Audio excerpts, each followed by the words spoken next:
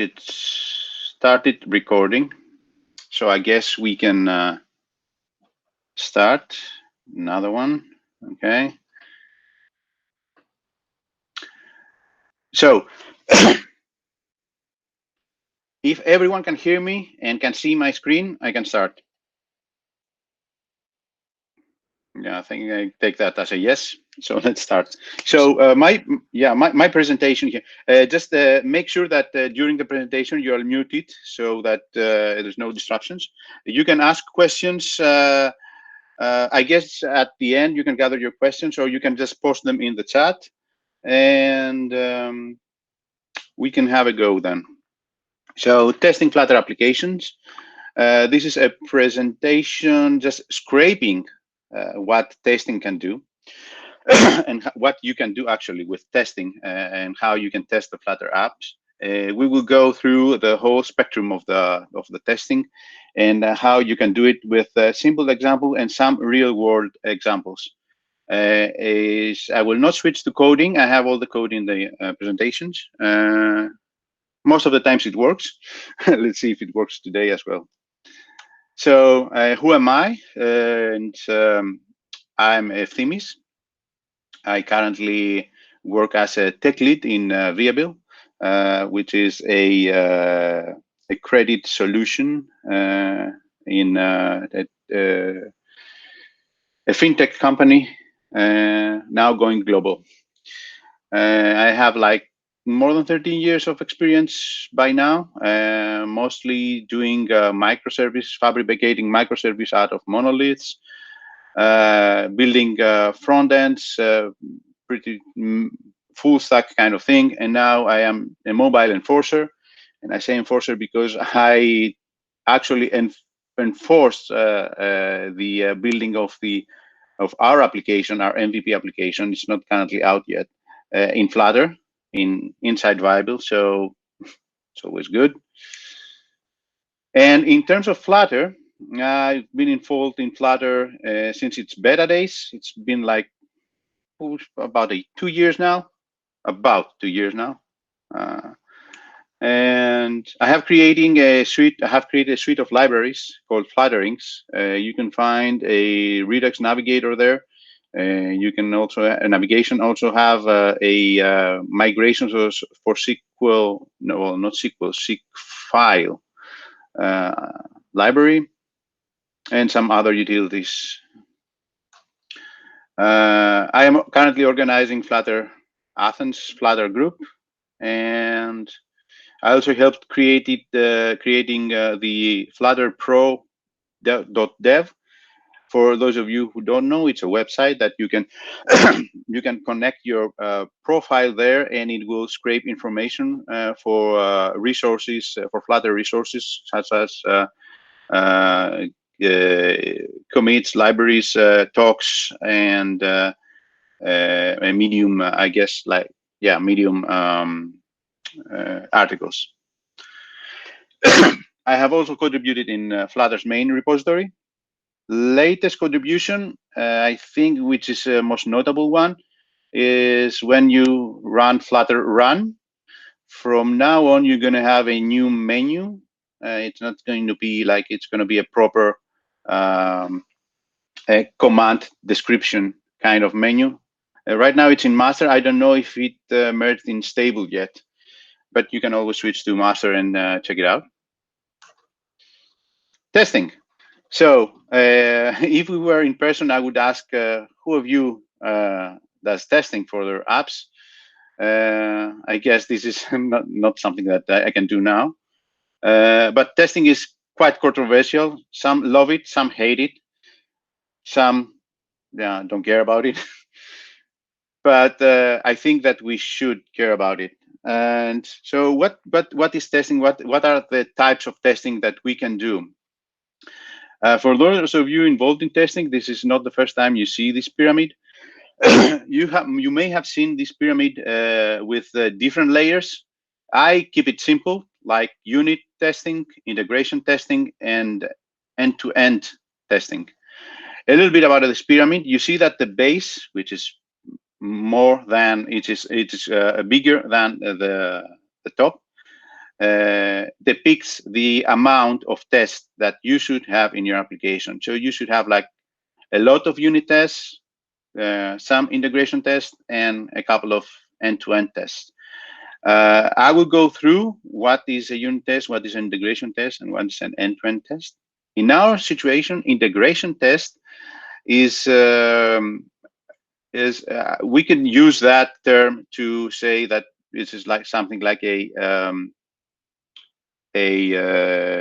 widget test, kind of test. So the typical program abstraction. So how do you test programs? Typically, a program is a process. So what it does is that it gets an input, it processes it, maybe gets some state. So it combines the input with some state and the logic, which is the process inside it, and it provides an output. So the question, so you can see all kinds of programming like that, all kinds of programs in whatever language it is. It's an input which is processed along with some state, and it produces an output. Or it does not produce an output if it's like a function which is void and cannot produce a function. It alters some state. Basically, that's what it does. So how can we test, and what can we test in this situation?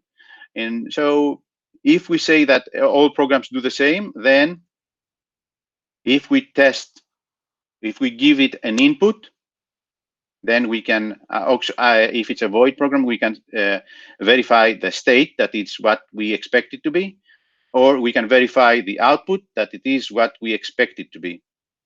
Other thing you can do is you can alter the state and keep the inputs the same and see how the output changes, or alter the input, keep the state as it is, and check for the output.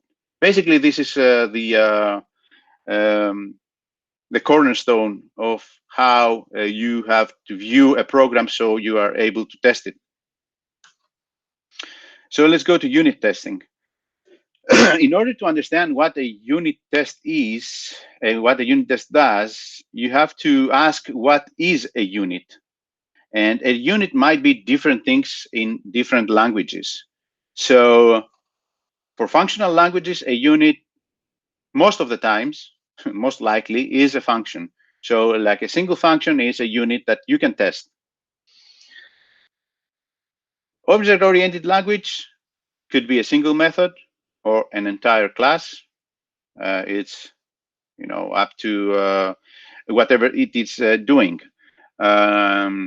And I would like to stop here for a while and mention that unit testing should not be you should not overdo like unit testing. And what's overdue? Like trying to have 100% coverage out of unit tests. This is not only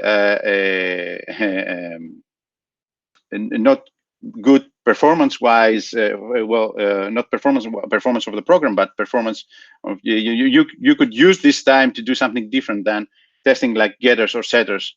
If there's my rule of thumb is if there is no logic in there, you don't have to test it. So if it just sets or returns something, in my book, you shouldn't test it. You should only test the logic, and you can test it according to the principle we discussed with the input, process, state, and the output. So what's a unit in Dart? A unit could be a single function, because Dart is have classes, but also have functions as first-class citizens. So could be a function, could be a single method inside a class, or could be an entire class. Again, it depends of what it does and what's the logic and what it is doing. So how to test Dart code, how to unit test Dart code. The question is not how to test Dart code. It's what to test to unit test in Dart code. So, I mean, when I say Dart, maybe that slide was wrong. I mean Flutter. So In Flutter, you have widgets, you have the whole application, you have some services, you have some repositories, and candidates for unit testing is in a Flutter app is repositories. So a repository is an abstraction that fetches data from some data source. This data source could be a database, or could be an API, or could be something else. But it is an abstraction, and it just fetches this data. You can also unit test services that uses repositories, or blocks, which stands for business logic business logic component. Of course, this is business logic, this is logic, then it's first class citizen for a unit test. You can also unit test Redux reducers and all kinds of other things. Actually, I say Redux because I have some experience in that, and actually Redux was the way that you put all this boilerplate there is so that it is testable in isolation. Anything that does not require the Flutter framework could be a candidate for a unit test. Because remember, unit tests should be fast. Yes, that's something that I forgot to mention, and maybe that's a good point to stop here and mention it. Unit tests are supposed to be fast and really performant, but also supposed to be very isolated. And that's why they are performant. So that's why you can have a lot of unit tests, but you can always run the unit test, and you can always, get a result pretty fast. In integration tests or widget tests, it's not that fast. It's not that unit test fast. It is like fast enough, but not as a unit test, because it requires in the Flutter situation where you have to test widgets, you have to pump the widget, you have to pump, run the application and all that. Not run the application, but run the run app method in order to do that. And all that is an overhead in performance, has an overhead in performance. So it's not that performant as unit tests, but you can have, that's why you can have like less than unit tests, but certainly more than end-to-end test, which is the least performant of all testing. Maybe I can go back to the pyramid as I say that. Yeah. So so unit test, then integration test, less performant than unit test, but also less isolated than unit test. So you can have a social component, a quote unquote social component, which means that it has some interaction with other components. You don't mock everything in that.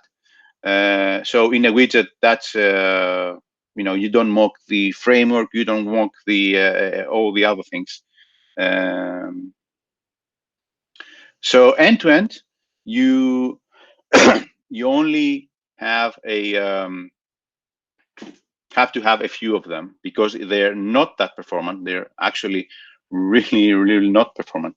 They are not isolated at all. So in order to run an end-to-end test, if you have a mobile app over an API, you have to have an API, a test environment of that API somewhere, or even boot it up locally, or even boot up a mock server to do that, because nothing is mocked in end-to-end, and everything is booted up. So the interaction is real, and you can actually test it in real devices as well. So that's why it's less performant than all the others, but it's also less isolated. A current trend that I have to mention is that we have beginning to see the inversion of this pyramid. So there are people that have inverted this pyramid and have like more end-to-end tests. The integration, I guess it's the same as always, but less unit tests. So unit testing only what matters, and have end-to-end tested, which brings more coverage. That's another approach, but I would stick to the current one, the current paradigm that we are talking about. So let's get back to went over by, yeah, so candidates for unit testing in a Flutter app are repositories and anything that does not require the Flutter framework. So in order to do that, we have to add the test dependency in our pub app. I think this is also generated by the Flutter create, so there's not much we have to do here. Let's see a very simple example class. It's taken from the infamous counter app, example app that we can create through the Flutter create as well. So what it does, it just has like a state, which is value. It has an increment function that alters the state, like increments the state, the value, and a decrement function that actually decrements the state. So if you check that, what you have to do is, if you go back to the paradigm, like input, process, state, and output, here we don't have an input, like increment does not have an input, decrement does not have an input. We have only a process that also is a void. We don't have an output. So we only have a process that alters states.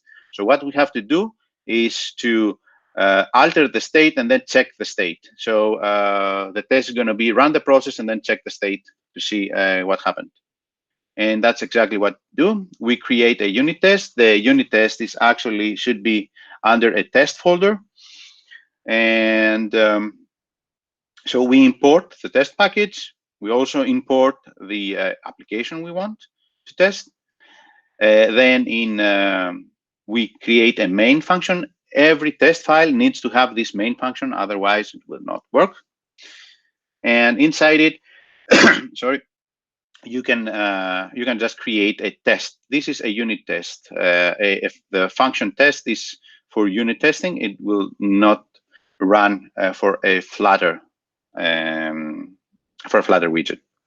So we can have a description there, like counter value should be incremented, and then what we do, we create a counter, we increment a counter, so we run the process, and then we check the state, which is the value, which should be 1, and of course this passes. If we wanted to have a full suite of tests for this class, we have some other classes as well here. The imports are the same. Main, of course, we always need to have that, and then we have a group. What group does is actually you can have a test in group, or you can have other groups in group. Group is grouping together a set of tests, so like a test suite. The usual thing that we do with grouping is that we group by class, or and then we can subgroup by method as well if we have more than one test for a method. In this situation, we have grouped the test inside the counter. Then we have a test. A value should start at 0. So we inspect the state without doing any process, and it should be the same. We also do another test, which is sorry, the value should be incremented, the same as before. And then we have the last test, which is the value should be decrement. And yeah, that's the opposite. So that's testing the other function. Pretty straightforward. Nothing, I think I didn't invent the wheel here. Nothing new. But let's see a real world example. So this class is taken from the Flutter Europe app. So in Flutter Europe, the conference, they created an app for it, and they have open sourced it. So you can check it out in the GitHub, in their GitHub repo. And it's this class, which is, I think it's a straightforward class. It's a class that we all have in our code, which is a repository. A repository has a data source, which in this situation is this contentful client. So just say a few words. The contentful client is just a client that fetches from an API, in this situation, Firebase, and serializes the results to the proper domain models. And the thing here is that this is a dependency. So I cannot stress it enough, but you have, in order to have testable code, you have to apply the solid principles. And this is one of the solid principles, which is the inversion of control, which means that you should not create a class within your class. If you have a dependency to some other class, you need to get this dependency out of your constructor or whatever else initialization you have in your language. In this situation in Dart, we have a constructor, and we pass the client through the constructor. So organizers repository does not care how this client is created. It only cares about getting one and using it. And here is what it does. So it fetches the organizers, and then if you see in line 12, it sorts the organizers and returns them back. So how could we go about and test this this repository? Income mocks.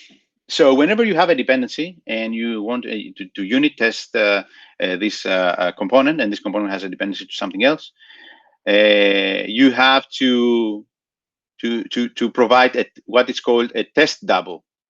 A test double could be a mock or could be other things as well. For the scope of this talk, we will talk about mocks, and then we will talk about stubs as well. So this is what Martin Fowler makes for mocks, says about mocks. Is actually mocks is a component that you tell it what to do and it just does it. So that's pretty much a very straightforward interpretation of what this says. And what's a stub? A stub, in other words, so this is like what Martin Fowler's take on this. So whoever does not know Martin Fowler, I would suggest to go reading a couple of his articles. He writes a lot about architecture, and these articles can be applied to different paradigms, different languages, so it doesn't really matter. So the stub, it does one additional thing. Well, not one, it does a couple of additional things than mocks. The stub also records how many times it was invoked. So let's say if you stub a method, then the stub should also record how many times this method was called. If you stub a class, then again, the class should count how many times, if any, each method of it is called or not at all. It only be concerned about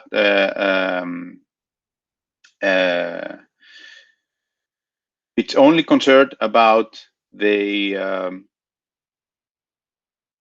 classes that you are concerned in testing. So if you don't use a class or you don't use a method in a class, then this method will not do anything and will not even record. So how to test it? I don't know. In this situation, I would ask how many of you use Mockito. I cannot. I guess a few of you, or maybe more. So what is Mockito? Mockito is a library that I think it has like many language implementations. I know it for Java. I also know it for Dart. I think it has other implementations as well. Mockito is a cool utility that you can actually create mocks and also verify stubs in a way that it's not you don't have any overhead in doing that yourself, like providing test double. It provides the test doubles for you. So how do you create a mock? That's the line that does it. Maybe if I scroll a bit, you can see it more.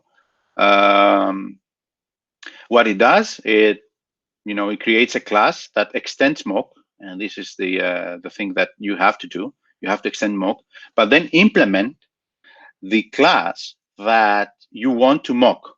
In our situation, this is the resource. This is the Contentful client. So we mock the Contentful client, and we have like a mock Contentful client now. So we have like a mock created for us. So here inside our test, inside our setup method, we create our client, and in this group, there is the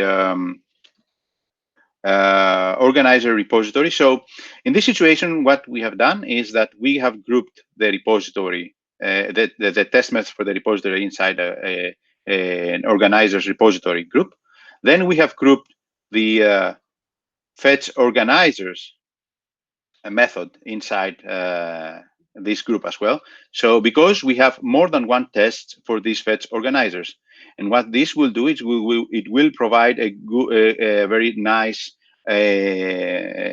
printout when we run the test that I run the organizers repository fetch organizer, and then the test, which is should return the organizers. So it's quite like a written down kind of thing. So what do we do in this test? Sorry. So first, we find it again. I have to scroll. It's the part of the presentation that it's a bit broken, but just bear with me. So what we do is that we have a mock, which is called client. Now we need to stub it. So we need to say that, okay, when fetch organizers method is called upon this object, then answer with this list of organizers, which only contains one organizer. What you can see here is the you have different methods after when. You have like then answer, you have then return. Basically, if you have a synchronous method that you want to test, like fetch organizers, you stub it with then answer, and then provide the future for it. And that's the way that Mockito can actually do that and stop the asynchronous method. If you had, on the other hand, you had like a synchronous method, you can, instead of then answer, you could use then return and just put a value there, and that would also work only for synchronous. Then what we do is that we run the repository, we run fetch organizers from the actual, so we run the process and we get an output. So as we said before, we interrogate, well, we verify the output. So we need that this list should not be null and should not be empty. And also, this list should contain only one organizer, and this organizer should be the one that we have provided. So we interrogated the output, and it seems to be okay, and that's our specification. Then we have another test. Keep up with the scrolling. I'm sorry about that. Just have an issue here, but bear with me. So another test is that it should return the organizers in the correct order. So if you remember, inside the fetch organizer in the repository, there was a sorting done in the organizers that we're getting. So in order to do that, we have to provide more than one organizers, and we do that here. And what we do here is the same as we did above, but here we have two organizers, and we give an emphasis to the last argument in this constructor, which is the order. So the first one has order 1, and the second one has order 0. So they are out of order. So we provide an out of order list, and we need to have a list in order so that we know that our application sorts it as it says it does. So what we do, again, we get the organizer, we ensure that they are there, and also we we check the first organizer, and the first organizer should have order 0 because it should be sorted. And yes, if the task has the 0, then the other one should have 1 because we have provided the input. We know what to check.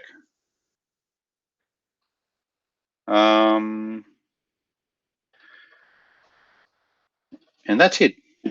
But there is another thing. What about time traveling? So it would be great if we were all together so I could ask. So I had my fair share of dealing with time when I am unit testing or have applications. So that's just like let's have like a use case. Check the expiration of a token. So we have a token, JWT or whatever, and we need to see if it's expired.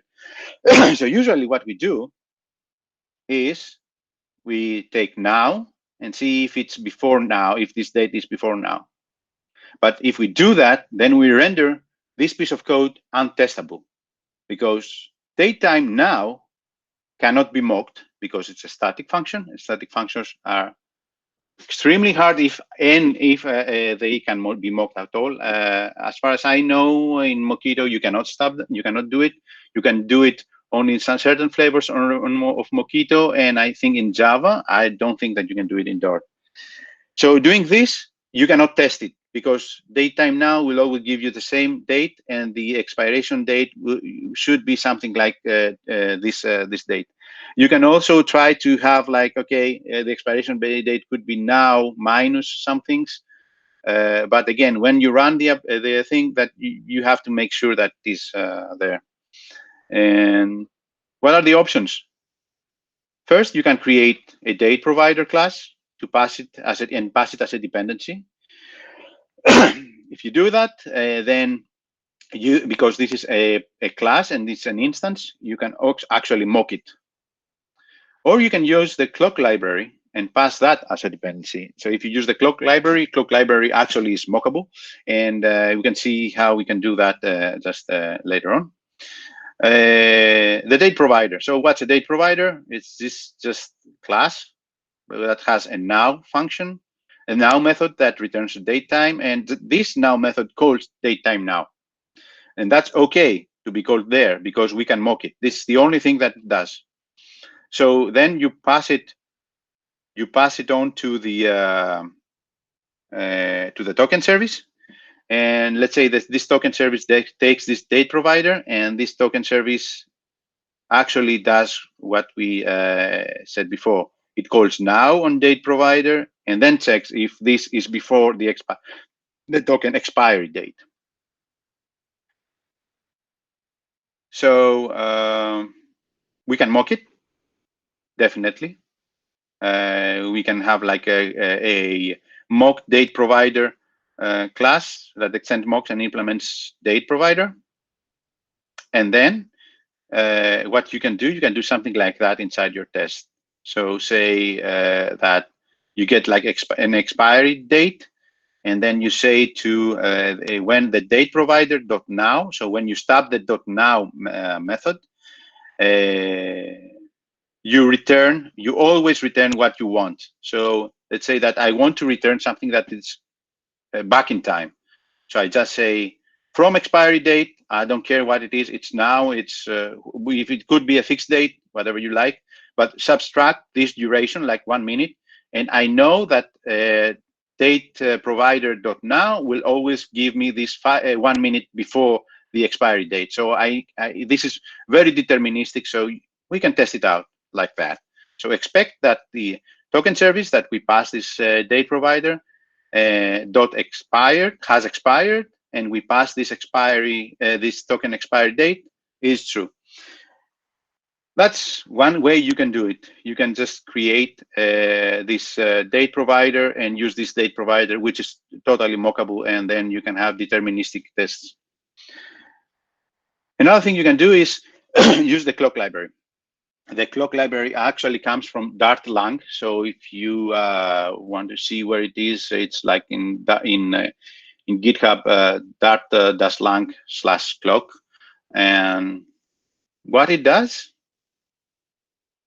we can pass it, and clock has a .now function, but clock is actually mockable. So not mockable, but we cannot mock it, but we can fix it. So what is this? This is a way of doing it with a clock. So you don't have to provide a date provider. You don't have to mock this date provider. What you can do is say to clock that you, from now on, you have a fixed date. And this fixed date, so the dot fixed is a factory actually. So it will always create a clock that will always point to this specific date. And this specific date is 1 minute before the expiry date. So this is deterministic, and we can also assert that this, expect that this is always true. So that's what I had for unit testing. Unit testing, as I said, is very performant, and you should include it in your CI/CD builds in your pipelines because they are meant to run fast. And you have a, let's say that maybe you're in a team and you want to issue a merge pull request, and this pull request, then you can run this test in pull request and without much overhead. A lot of service CI/CD service provider that actually can provide an environment for Dart and Flutter, which means most of them do. I think all of them does, but just stick to most of them. And if they provide a container, you can always do that. Let's switch now to integration testing. So as I said, in Flutter, integration testing, we could be interchangeable with widget testing. Widget testing is more involved than unit testing because you have to have the Flutter framework involved in the testing. Actually, this is the dependency for this kind of test.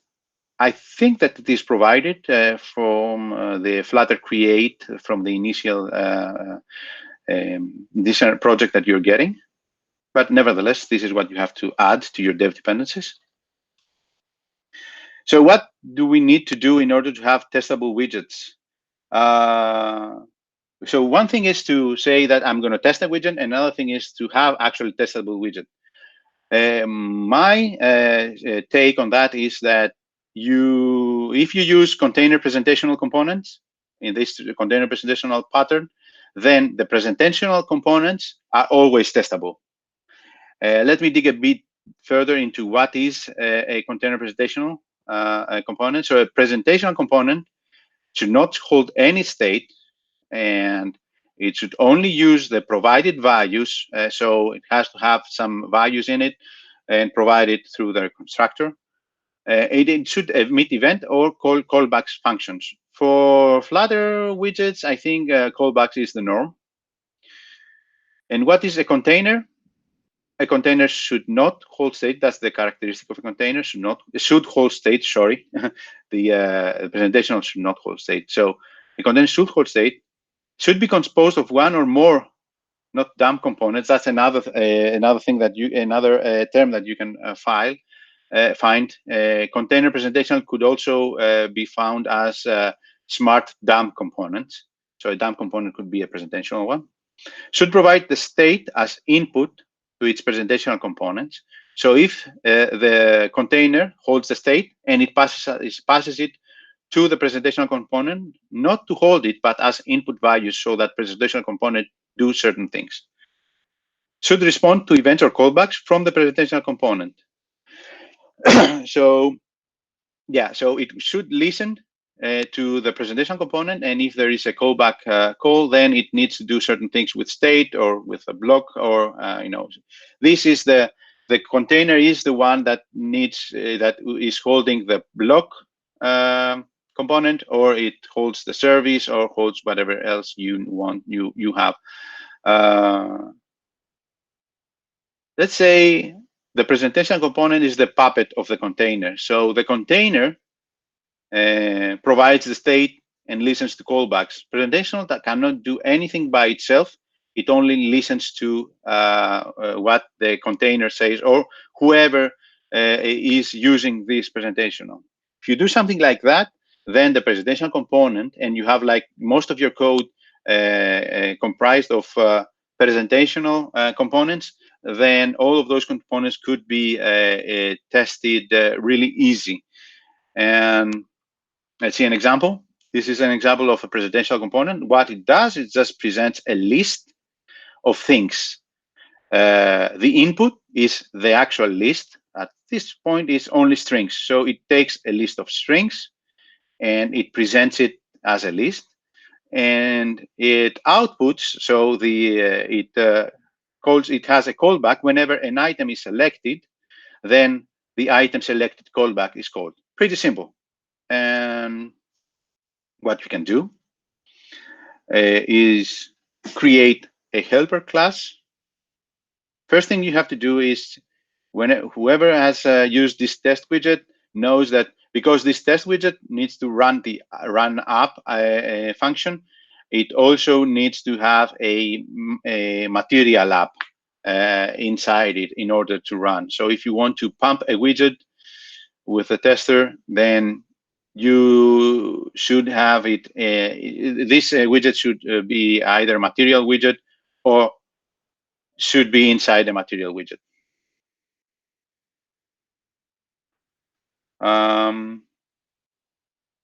So this is exactly what I was saying. So in order to do that, you can have like this helper class, like a wrapper that takes this list, the presentational component, and wraps it around a material and a scaffold. The scaffold is not needed, but because we have a list, if you have a lot of things there, you might want to need it.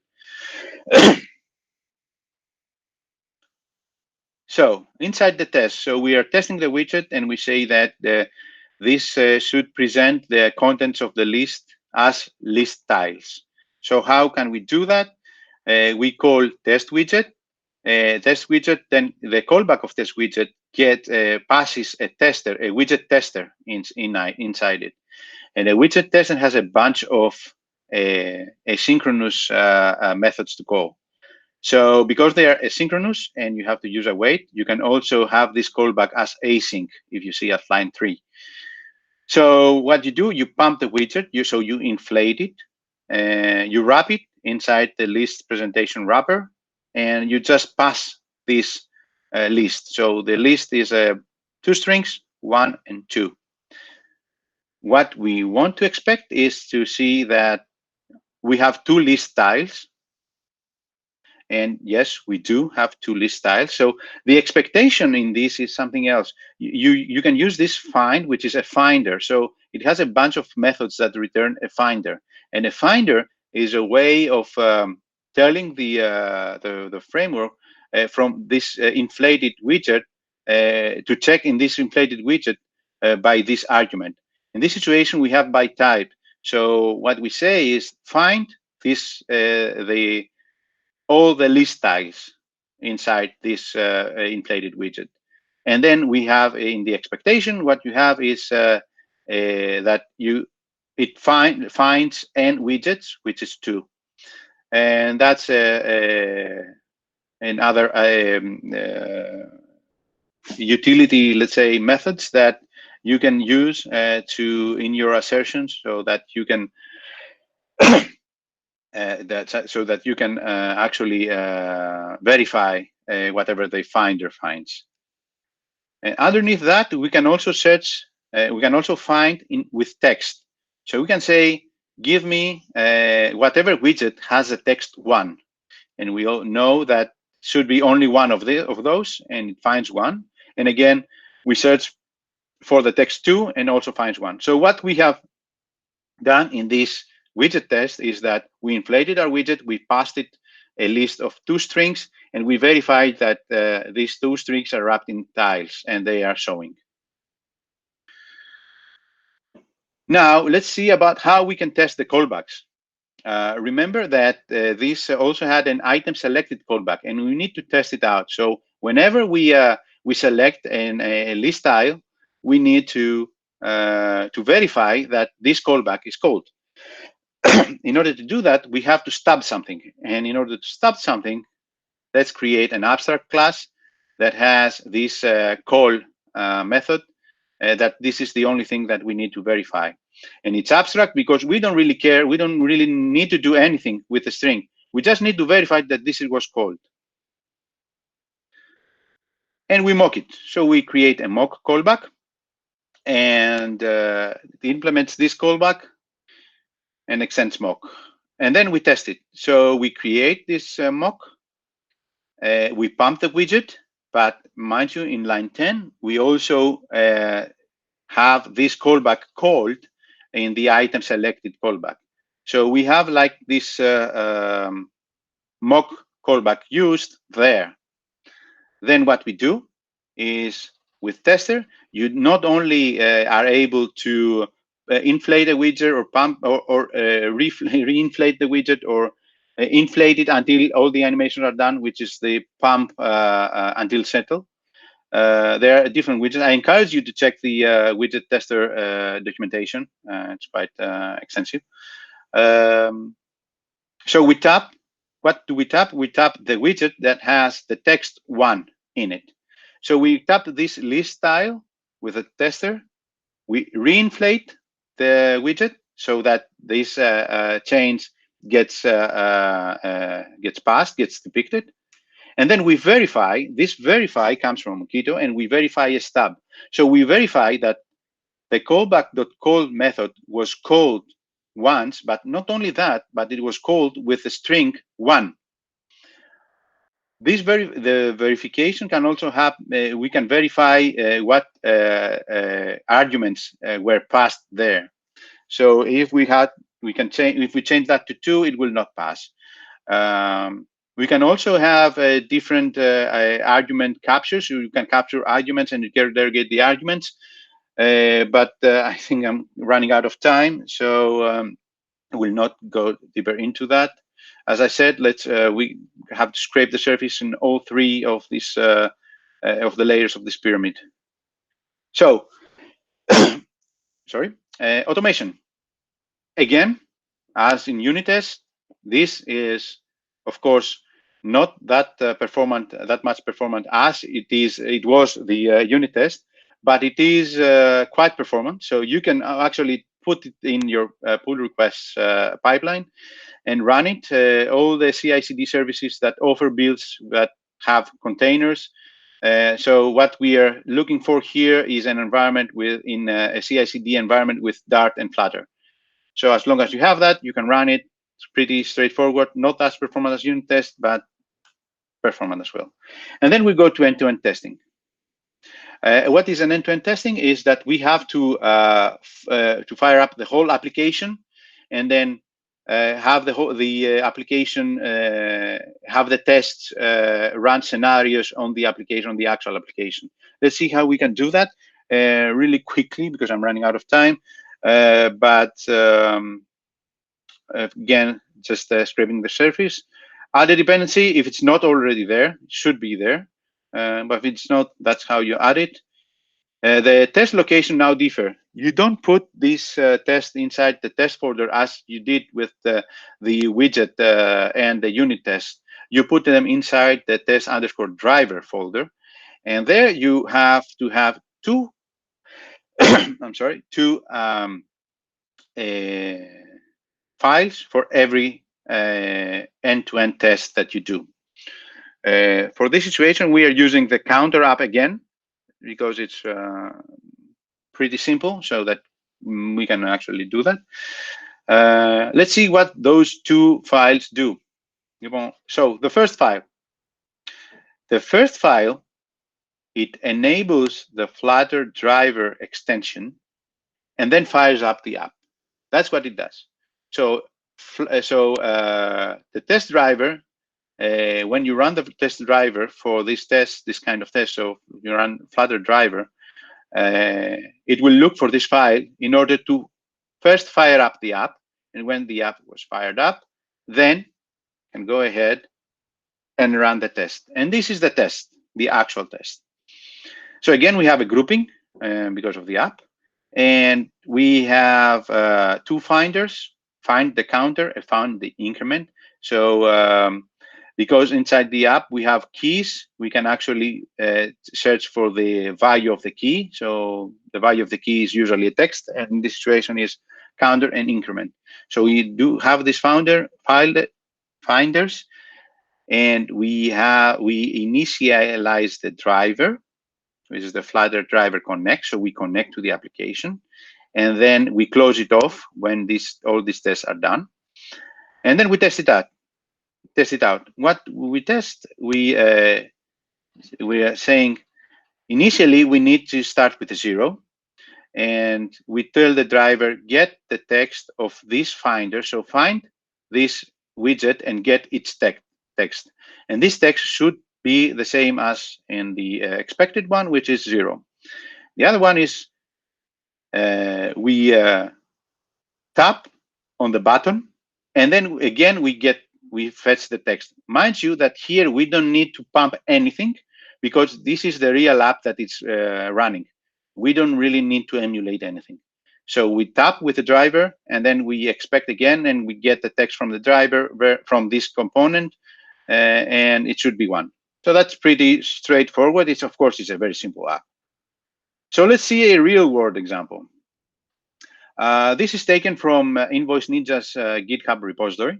If you don't know what Invoice Ninja is, it's a Flutter application that's also a web application that is running in Invoice Ninja. No need to dig any further on that, but this is, I'm sorry, this test was taken out of their suite. I'm actually contributing for this test suite, so I know a bit about it. That's why I took it. So what we can see in real world application, imagine that we have fired up the application when we also have a test environment, a test API, where this application can also be connected to. So for the driver, we say to the driver, wait until this text is there.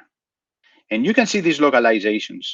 A localization is a very good way of not having to use double the strings among your real application and in test.